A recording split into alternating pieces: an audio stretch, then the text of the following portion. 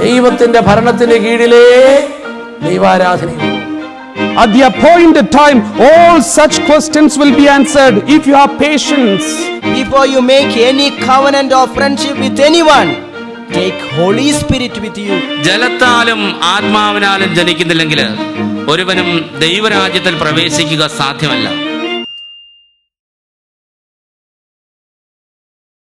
The Lord be with you. And with your spirit. A reading from the Holy Gospel according to Saint John. Glory to you, O Lord. It was before the festival of the Passover, and Jesus knew that the hour had come for him to pass from this world to the Father. He had always loved those who were his in the world, but now he showed how perfect his love was. They were at supper, and the devil had already put into the mind of Judas Iscariot, son of Simon, to betray him. Jesus knew that the Father had put everything into his hands, and that he had come from God and was returning to God.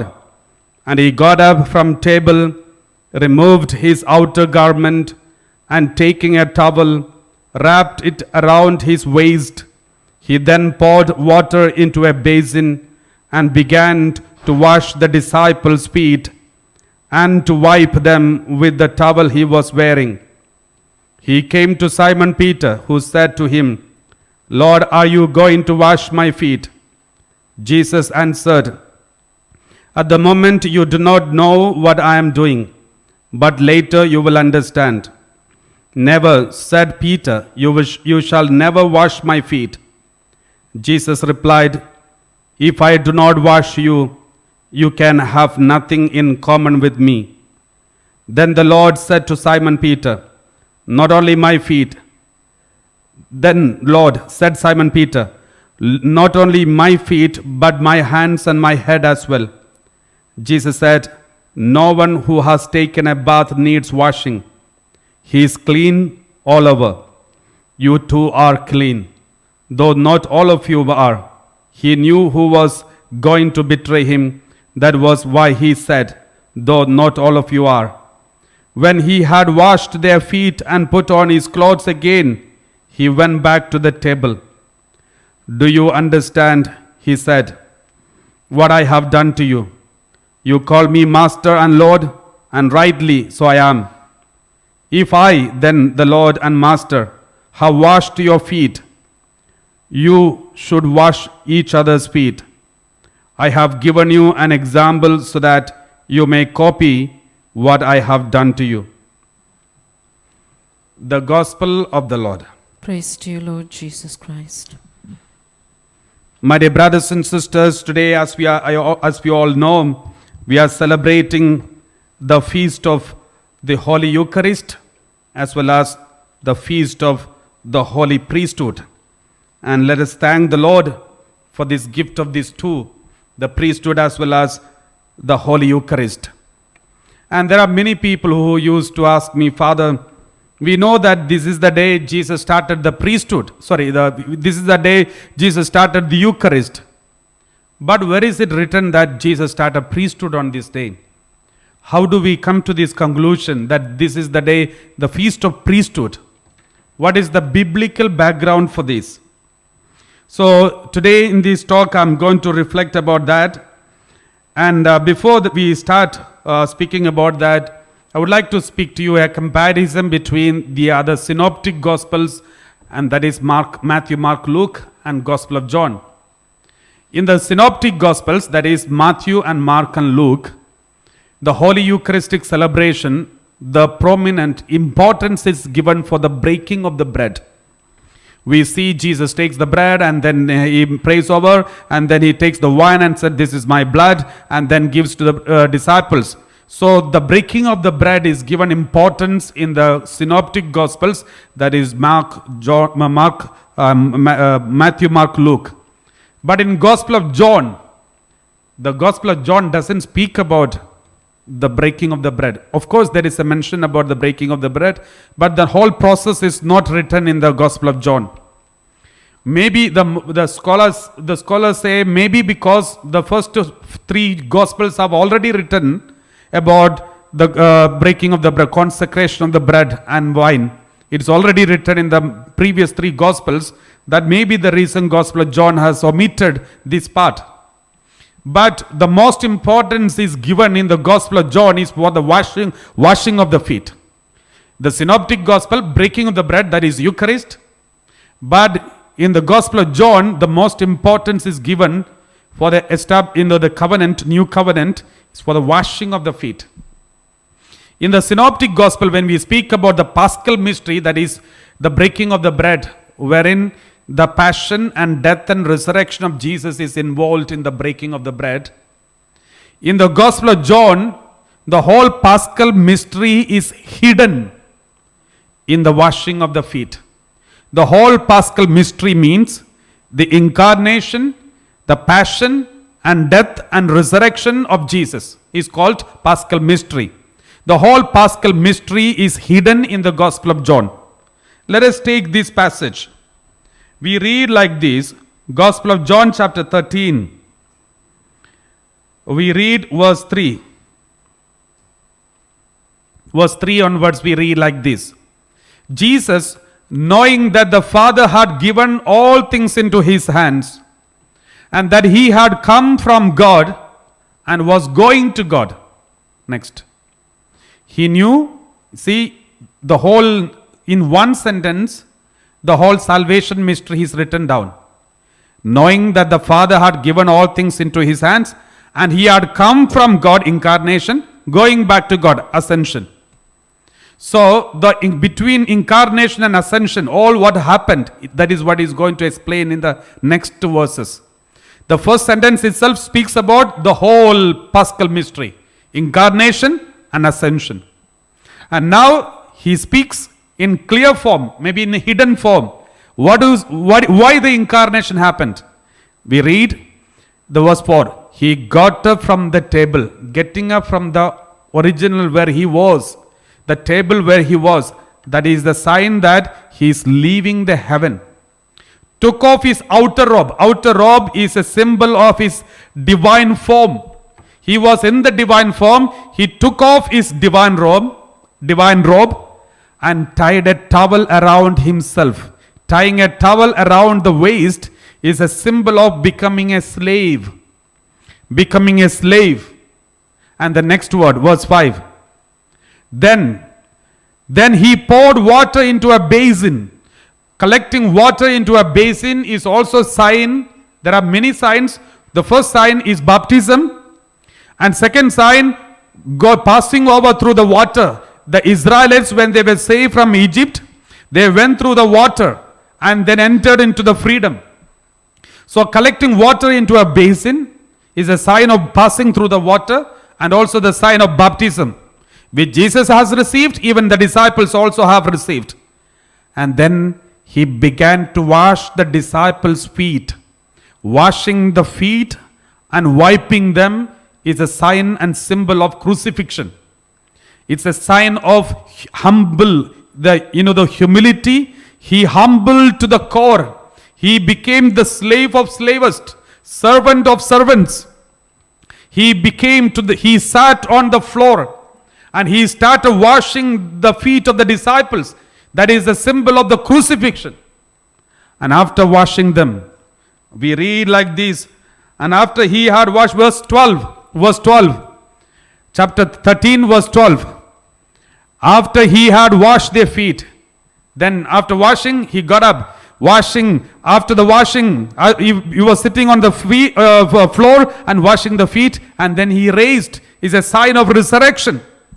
Then he put on his robe, and then he is going, it shows the ascension and going back to the heaven. And then he returned to the table and he seated. Going back to the table, he is going back and seated at the right side of the Father. And then he is asking a big question.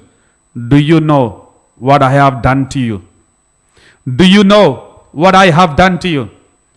And we are answering back in every Holy Eucharist by celebrating the Holy Eucharist meaningfully, with humility, by humbling ourselves, ready to forgive our enemies, washing their feet. We are telling God, Lord, we understood. Do you know what I have done to you?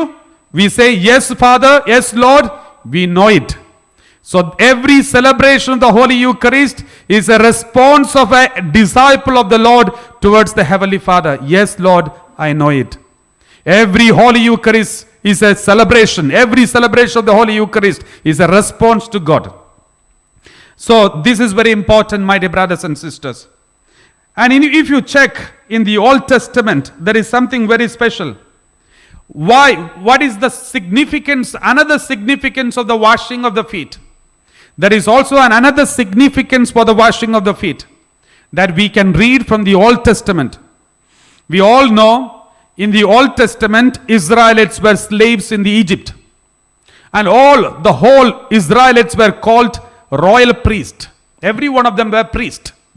And that is why when the Passover was celebrated in the Exodus chapter 12, God said to every head of the family to celebrate the Passover. So the head of the family has to celebrate the Passover. Normally the Passover is supposed to be celebrated by only a priest. But during the time of Exodus, all the people were priests, royal priests. We read like this in the Word of God, Exodus chapter 19 verse 6. God is calling the people of Israel as the people of royal priesthood. All of them are priests. Therefore, the head of the family was able to celebrate the Holy Mass. The head of the family was able to celebrate the Passover. We read Exodus 19:6. But you shall be for me a priestly kingdom. The whole Israel is a priestly kingdom and a holy nation. So you are a priestly kingdom and a holy nation. So this is what happened. But after the Exodus, after passing over the Red Sea, then when the Sinai covenant happened, after the Sinai covenant, we can see the first thing God is asking the Israelites to do, Moses and the Israelites to do, the first thing God is asking them to do is, there are two things God asked them to do first. The two things which God asked them to do first is, the first one, make a tabernacle. Second one, appoint priest. First one, make a tabernacle. Tabernacle means is a symbol of the temple which is going to be built later, Jerusalem temple. So the prefiguration of the Jerusalem temple is called tabernacle. And make a tabernacle, and then second, appoint priesthood and ordain priest. The two things God is asking them. And therefore, Moses and the people, they prepared the tabernacle, and then Moses, as requested by God the Father, Moses started selecting the priest. And there is an ordination of the priest. Let us read the ordination of the priest. How was the ordination of the priest? We read Exodus chapter 29, verse 4 to 6. The priesthood in the Old Testament after the Exodus was Levite priesthood. The tribe of Levi and also the children, the sons of Aaron, were only allowed to become priest. So now let's read the ordination of the priest. In the Old Testament, when Levite priesthood was ordained, how was the ordination taking place? We read Exodus chapter 29, verse 4 onwards. You shall bring Aaron and his sons to the entrance of the tent of meeting. And the first one, wash them with water. Before ordination, the first ceremony is wash them. Wash them with water, especially the feet and the hands. Let's read, continue, verse 5.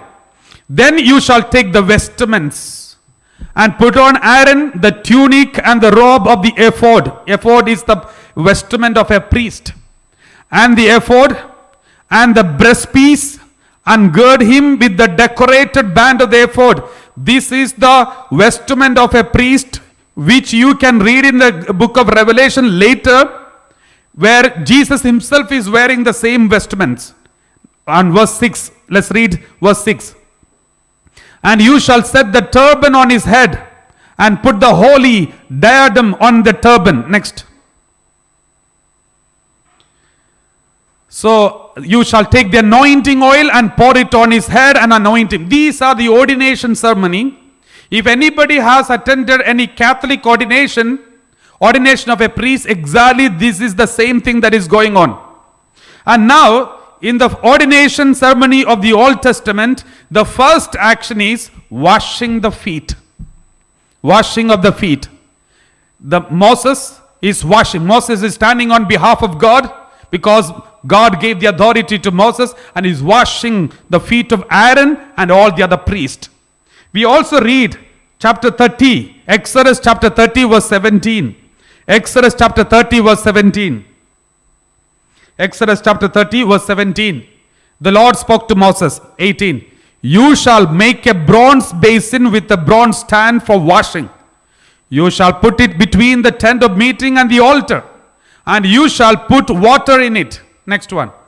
With the water, Aaron and his sons, that means priest, they should wash their hands and their feet. They should wash their hands and feet. Next one. When they go into the tent of meeting, or when they come near the altar to minister, to make an offering by fire to the Lord, they shall wash with water, so that they may not die. So washing the feet of the priest before they enter into the altar is very important. And again, another word of God we read.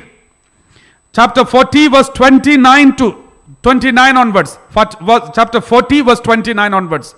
He set the altar of burnt offering at the entrance of the tabernacle of the tent of meeting, and offered on it the burnt offering and the grain offering as the Lord had commanded Moses. Next. He set the basin between the tent of meeting and the altar, and put water in it for washing. Next. With which Moses and Aaron and his sons washed their hands and their feet. Next. When they went into the tent of meeting, and when they approached the altar, they washed as the Lord had commanded Moses. So, before celebrating the sacrifice, before go to the altar to celebrate, every priest is supposed to wash their feet and hands according to the Old Testament. And for the ordination, the first thing Moses did, washing the feet and hands of the priest, the ordained priest.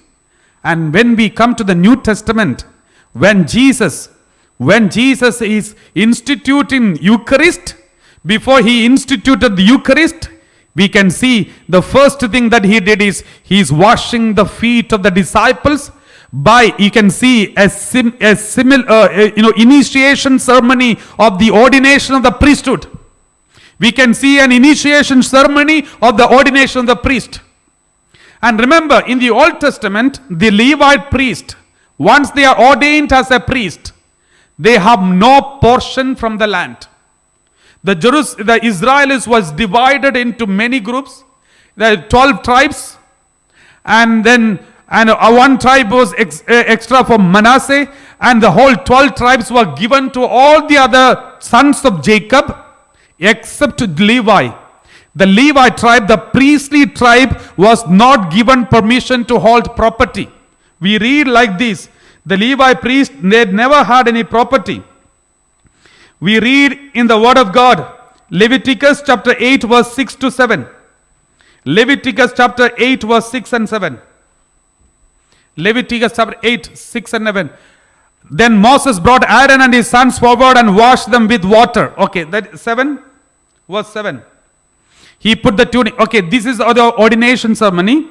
And we also read from Numbers 18:20. Numbers 18:20. We read like this. Numbers 18:20.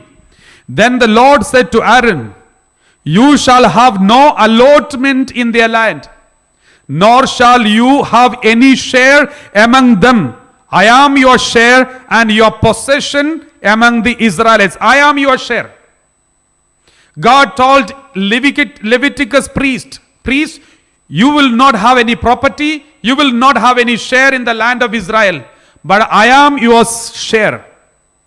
As becoming a priest, from now on, I am your share.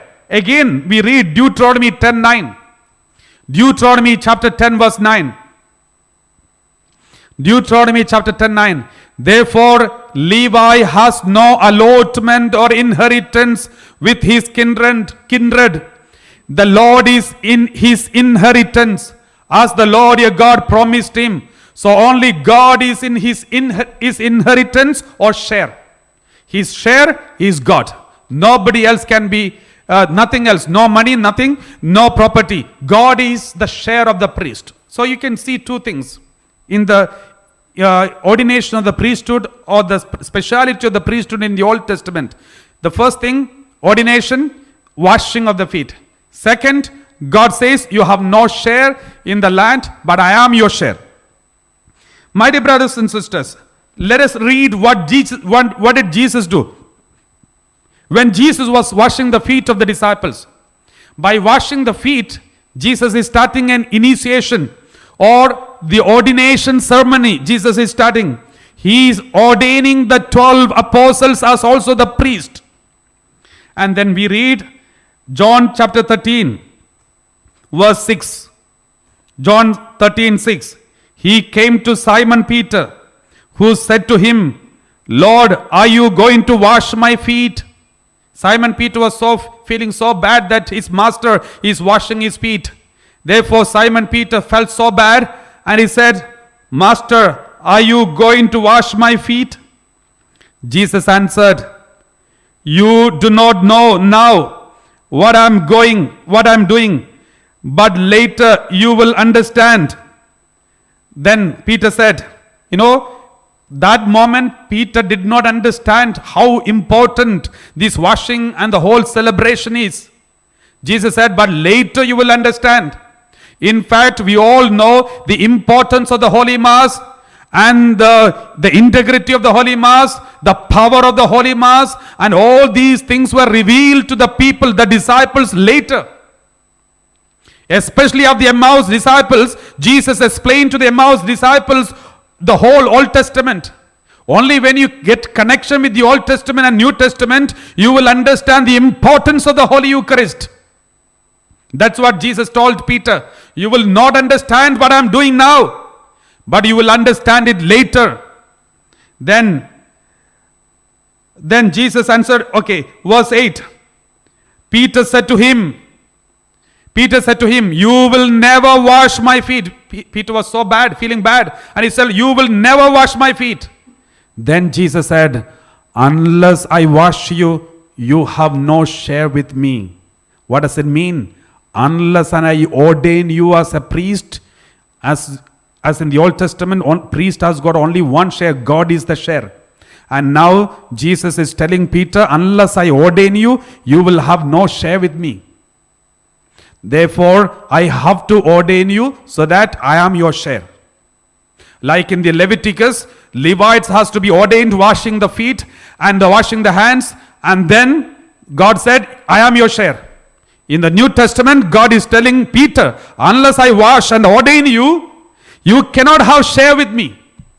Then Peter was so shocked. His eyes opened. Suddenly he understood, if I have to believe that God is the only share for me, then I have to be a priest. In order to be a priest, I should have ordination. For ordination, the first ceremony is washing the feet. And then Peter said, next one. Peter said, Simon Peter said to him, Lord, not my feet only, but also my hands and my head. Just like in the Old Testament, he remembered the Old Testament maybe. In the Old Testament, washing the feet and hands and everything. But Peter said, then wash my feet and wash my head, wash my hands. Then Jesus said, those who have already taken bath, that means already those who have taken baptism, do not need this. Your first sacrament already received. Out of the 7 sacraments, the first sacrament is already there. Therefore, now the sacrament of ordination, you just need to wash your feet. That's all. Praise the Lord. My dear brothers and sisters, this is the first celebration, ordination celebration. And that is why the priesthood and Holy Eucharist goes together. They are like two sides of the same coin. This happens, the inauguration of the Eucharist, inauguration of the priest, ordination of the priest, the disciples as the priest, and the celebration of the Holy Eucharist. Both happen simultaneously. And again we read one more thing. In the Old Testament, when all the people were priests, and the Passover celebration, that is the first symbol of the sacrifice of Eucharist, Passover, the Paschal mystery, the first one. Who was the celebrant? The head of the family. Why? All the heads of the family, all the Israelites were priests. Therefore, they were allowed to celebrate the Passover mystery. But later, this authority was taken away from the people and given only to the Levite priest. And instead of celebrating the Passover in every house, then the Passover started celebrating only in the temple. Later, we read in the Bible, if you go on reading it, the priesthood was taken from everyone. The royal priesthood remains, but the priesthood of ministerial priesthood was given only to the Levite priest. And sacrifice of Passover, celebration of the Passover, which was taking place in every house, was taken away from houses and only celebrated in the temple. This is the development happened after the Exodus. We read like this. Exodus chapter 12 verse 14. When the first Passover was celebrated, all the people were priests.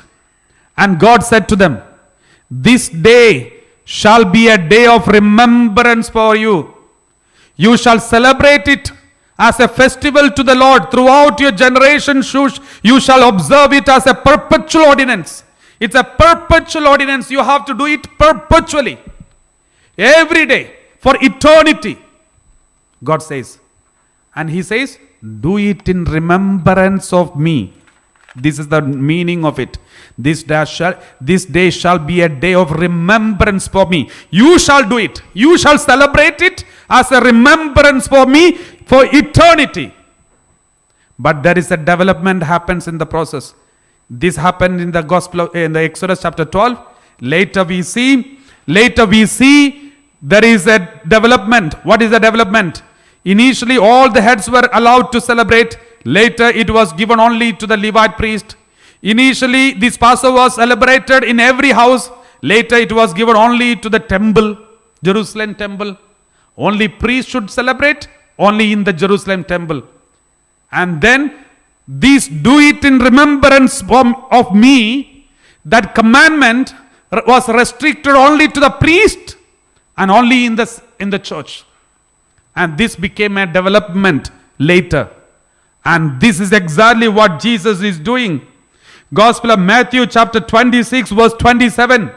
After celebrating the Passover, breaking of the bread, after making the bread into his body and wine into his blood, then Jesus said, 26:27, and we read like this. Then he took a cup, and after giving thanks, he gave it to them and saying, drink from it and all of you. Next, 28. For this is my blood of the covenant, which is poured out for many of for the forgiveness of sins. Next. I tell you, I will never again drink of this fruit of the wine until that day when I drink it new in my Father's kingdom. Next. We read like this. Gospel of Matthew chapter 26. We read like this. What word of God says.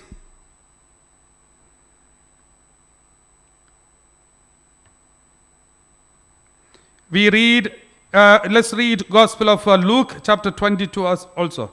Gospel of Luke chapter 22.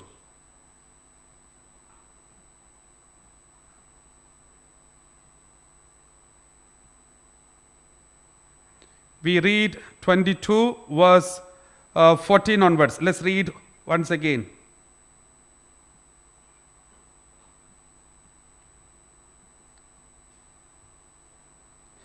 Verse 19, 22 verse 19. Then he took a loaf of bread, and when he had given thanks, he broke it and gave it to them, saying, this is my body which is given for you. Do this in remembrance of me. This was the command given to the Old Testament priest. It was initially for everyone. Later this was given only to the Levite priest. And now the continuation of the Levite priest, but the priesthood in a new form.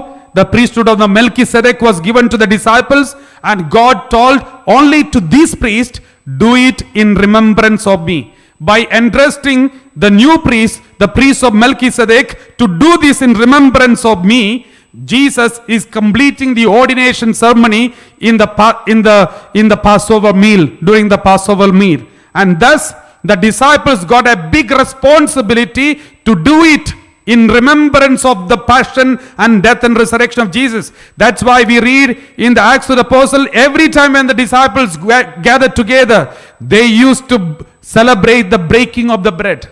They used to do it in the remembrance of Jesus. And they used to celebrate it every day. And that is why the Holy Catholic Church says, because of all these processes, we believe the priesthood was inaugurated on the day when Jesus celebrated the Passover meal. Not only the Eucharist was inaugurated, the priesthood also was inaugurated, and it continued. And this is what we read from the Word of God. There is also one more reason why we celebrate the Eucharist. Why we call the priesthood, the Passover is the celebration of the priesthood also. We read, let's read Hebrew chapter 8 verse 3. When we celebrate the Holy Eucharist, when we come to celebrate the Holy Eucharist, one of the most important criteria that we should keep in our mind is this.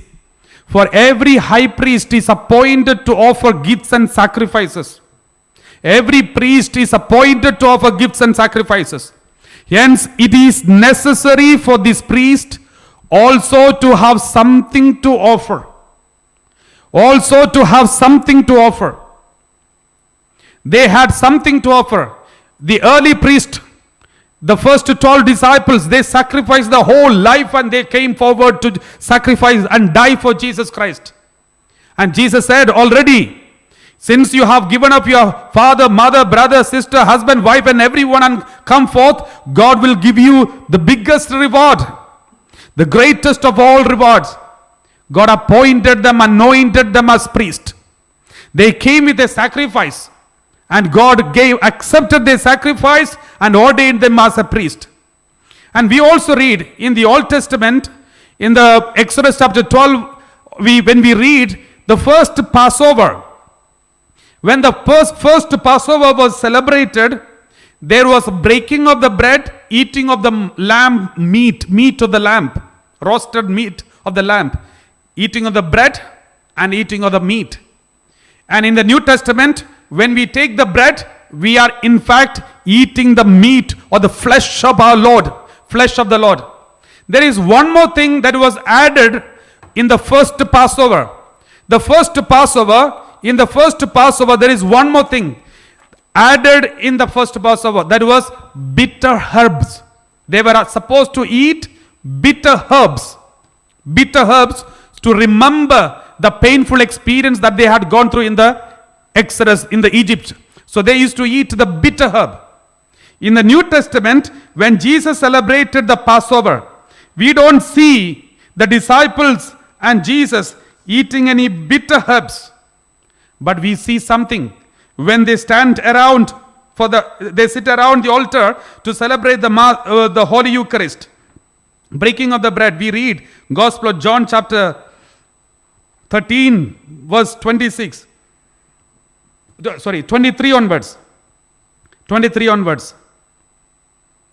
21, chapter 13 verse 21.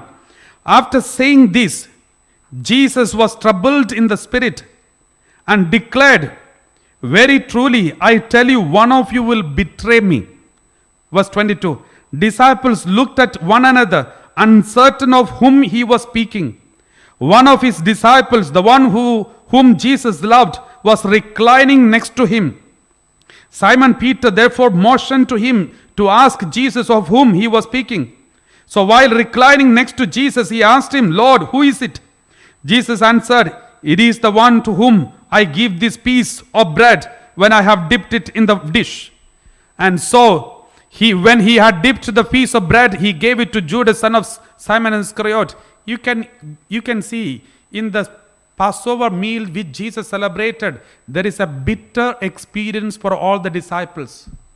Jesus told them face on their face, one of you going to betray me. It was equal that they were taking bitter herbs along with the bread, breaking of the bread. And that was also their part of it.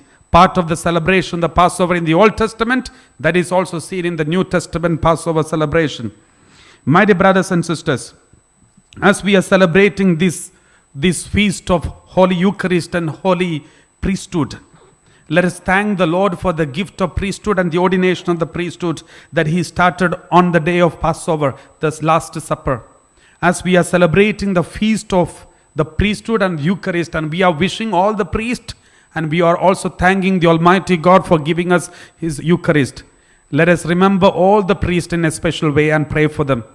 As we continue celebrating this Holy Mass, let us thank the Lord for this gift of priesthood and gift of the Eucharist, and ask forgiveness in case if any one of us, any time in our personal life, insulted and made fun of any priest, and not respected the ordination of the priesthood, or if we have spoken against knowingly, willingly, or spread any rumors against any priest and hurt any priest, let's ask forgiveness from God. We read like this, one word of God also let's read. That is from Hebrews, letter to Hebrews chapter 13. Chapter 13 verse 17. Hebrews chapter 13 verse 17. With this we will conclude. Obey your leaders and submit to them, for they are keeping watch over your souls and will give an account. Let them do this with joy and not with sighing, for that would be harmful to you. Obey your leaders, speaking about spiritual leaders. Submit to them, because they are keeping watch over your souls, and they have to give an account in front of God. Let them do this with joy. Let them do the parish ministry, pastoral ministry. Let them do this with joy, not with sorrow. If any priest is doing the pastoral ministry in their parishes with sorrow, that would be harmful to all the parishioners, according to the word of God. It would be harmful. It is dangerous for all the parishioners. This is not what I said. It is the word of God. You can take and read Hebrews 13:17. Therefore, let's ask pardon and forgiveness from God if we have hurt any priest and made him to celebrate and do his spiritual duty with sorrow in his heart. He is pained in his heart. Let us ask forgiveness from those priests. Let us pray for all those priests who are keeping any hurt in their heart. Let's pray for them. Otherwise, it would be harmful to us.